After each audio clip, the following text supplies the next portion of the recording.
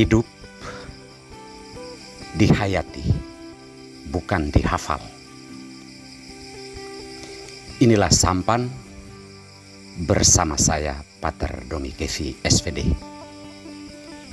Bapak, Ibu, saudara-saudariku yang terkasih, sampan kembali menyapa Anda hari ini, dimanapun saat ini Anda berada. Sehat selalu dan diberkati Tuhan. Saudara-saudari terkasih,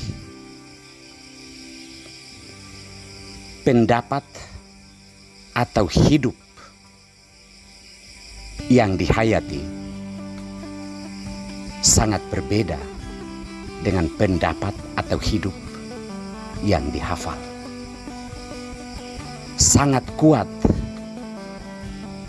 resapannya dari kesaksian hidup orang yang menghayati hidupnya daripada orang yang menghafal hidup dan pengetahuan. Dalam hubungan dengan iman, yang sangat dibutuhkan sebenarnya adalah penghayatan, bukan hafalan. Saudara-saudariku terkasih, hari ini sabda Tuhan mengajak kita untuk menyadari hal tersebut. Hidup itu dihayati perjalanannya. Iman itu dihayati perjalanannya, bukan sekedar dihafal.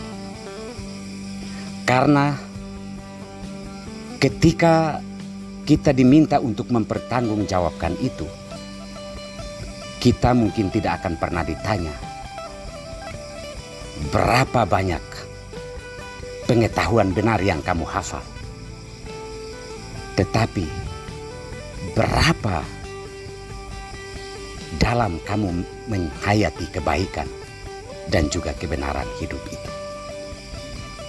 Dalam Injil hari ini kita mendengarkan bahwa seorang anak muda datang kepada Yesus mencari jalan bagaimana dia bisa masuk ke dalam kehidupan yang kekal. Yesus bertanya kepadanya tentang apa yang dikatakan kitab suci. Orang itu menjawab dengan tepat tentang 10 perintah Allah. Namun Yesus mengatakan bahwa tidaklah cukup menghafal 10 perintah Allah atau hukum gereja atau kitab suci. Orang itu harus pergi menjual seluruh harta miliknya, kemudian datang dan mengikuti Yesus. Orang ini akhirnya pergi dengan rasa sedih yang mendalam karena begitu banyak hartanya.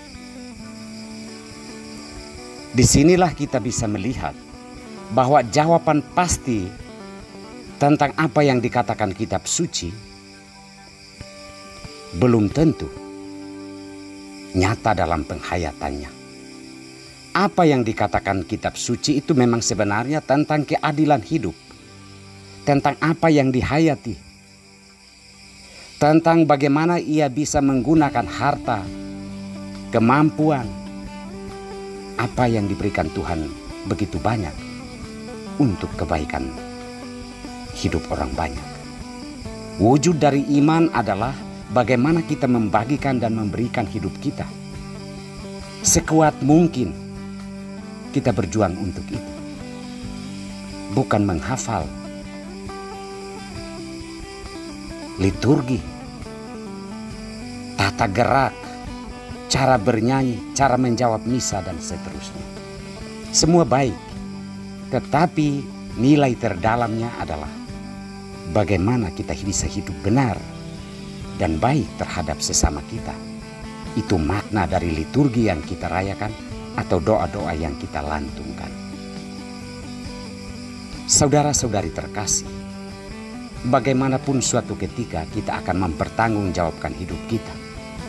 Kalau kita tidak bertobat dari hidup iman kita yang berupa hafalan dan tidak peka terhadap kemanusiaan, itulah yang akan kita dapatkan ketika kita mempertanggungjawabkan apa yang telah kita lakukan.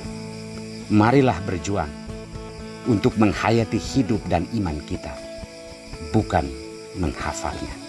Tuhan memberkati kita semua.